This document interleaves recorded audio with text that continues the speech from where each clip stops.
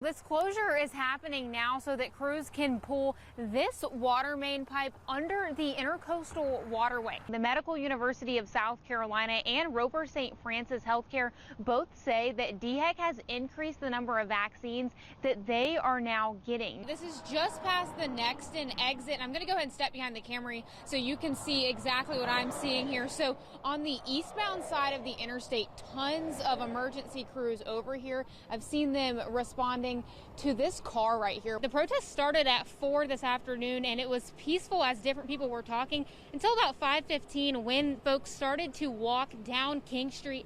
That's when police almost immediately appeared right on King Street and told them that they needed to get out of the road. Summer Hector just got to the scene. Summer, a half dozen fire trucks there.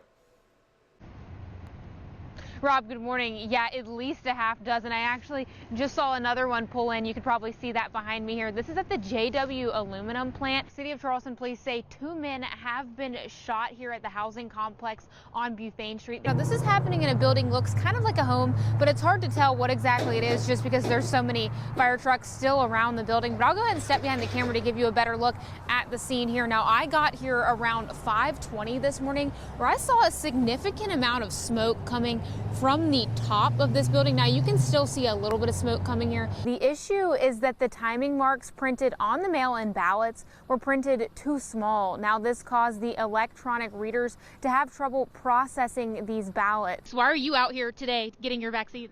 I want to live. I want to live. I'm actually joined by one person waiting here to get his vaccine. This is David Verhalen. And David, did you pick this site because of the Johnson & Johnson vaccine?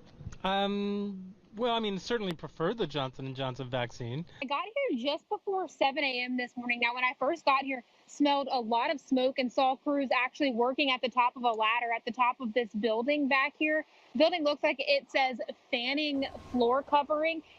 And Bill, yeah, I've seen consistent lines of cars making their way through the Costco gas station lines back here. This has actually slowed down within the last hour. Now, if you can't make the tournament and you still want to get some of your PGA Championship gear, he says some of those items will be online. Now, some of those items are exclusive to the tent here on Kiowa Island, but if there's some gear you still want to get, Michael, Aisha, I know you guys were looking for some hats that they were out of yesterday. Now, again, they said they're replenishing that gear every day, but maybe you can check that out online. For now, I'm live on Kiowa Island. Summer Hector, Live 5 News.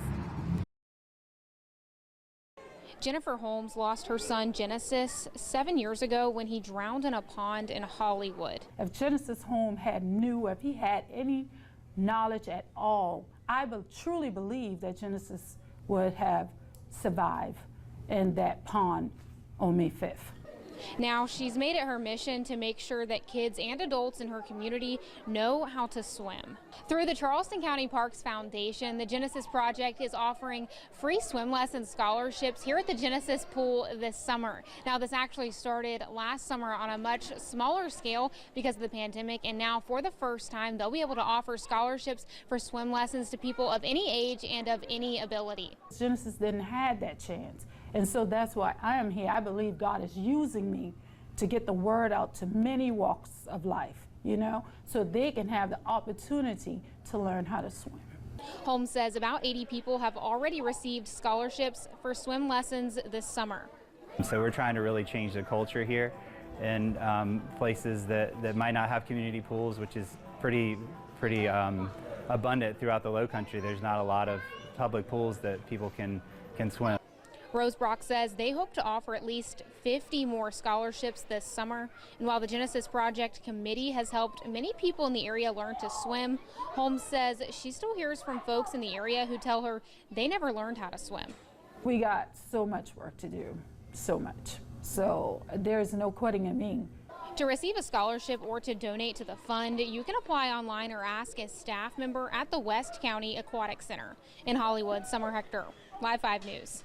Dr. Ashley Hink with MUSC has been working with the City of Charleston Police Department in launching the first hospital-based violence intervention program in the state. Once you experience a violent injury, it puts you at risk of another. And what we really want to do is break that cycle. Wendy Stiver with the police department says the homicide rate in Charleston doubled in 2020 and other violent crimes are on the rise as well. There are folks in communities all around the country who want to who don't think that the police are the right answer for every problem. And so, we're here to partner with anybody who has a different approach, and it's time to step up and do the work. MUSC and the police department are working to identify patients at risk for future violence. They are doing this by sharing data on underlying issues like mental health, drug addiction, and community influence. Because a lot of those risk factors, right, they occur in the home, they occur in the neighborhood and in the community.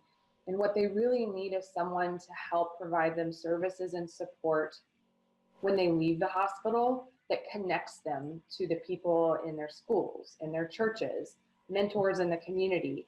Dr. Hinks says currently there are no services where counselors or mentors follow up with patients after they leave the hospital. She hopes to launch this new intervention program this summer. In Charleston, Summer Hector, Live 5 News.